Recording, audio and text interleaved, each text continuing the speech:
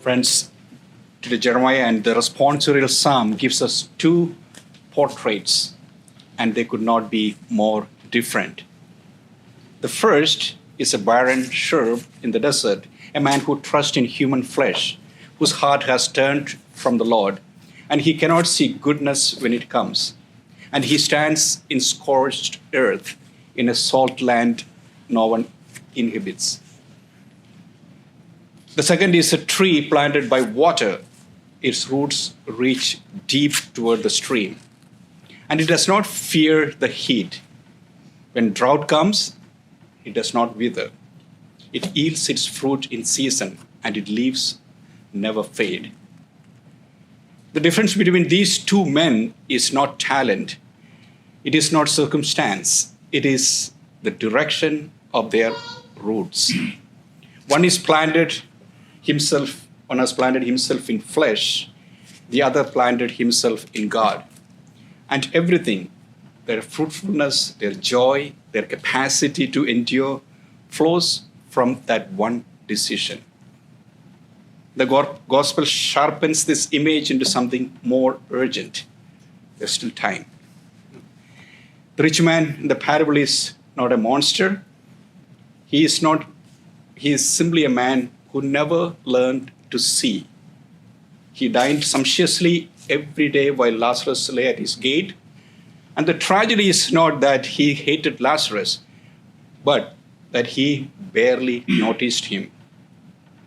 The great chasm that appears in eternity was not placed there by God as punishment. It was dug here on earth, day by day, through the practiced habit of not seeing, not stopping, not caring. Indifference is not neutral.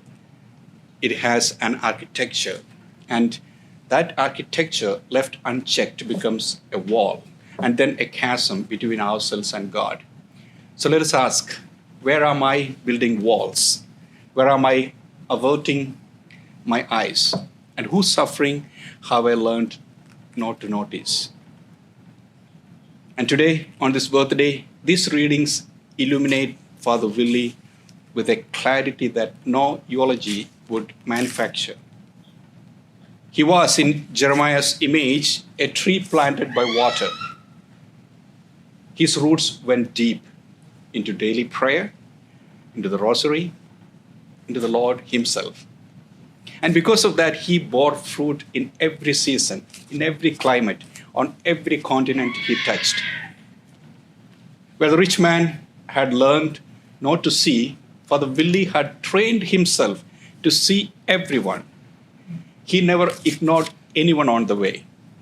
He could not walk past a Lazarus, not because he was a saint by temperament, but because his roots had grown toward the one who sees every sparrow that falls. And he used to say it plainly with that smile, or chuckle, or giggle, whatever you call it. The only real tragedy in life is not to be a saint.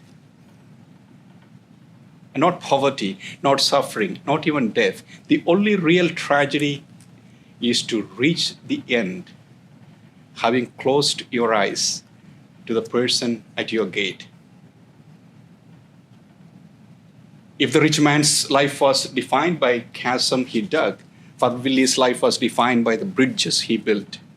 Every family he served, every son and daughter, every long drive taken with someone who simply needed to be heard, each was a plank laid across the distance that separates us from one another and from God.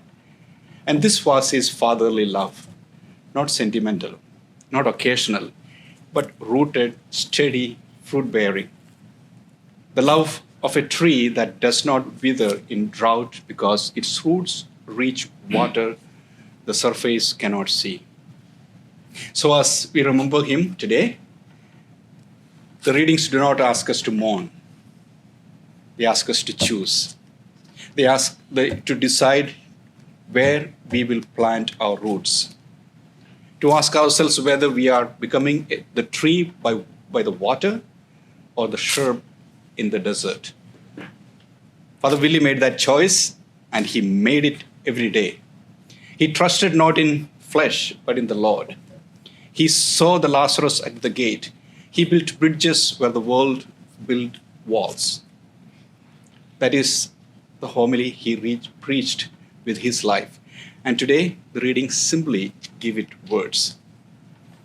So happy birthday, Father Willie. Rest in peace, my dear Father. May the Lord, in whom you planted your roots, receive you now into his joy until we meet again.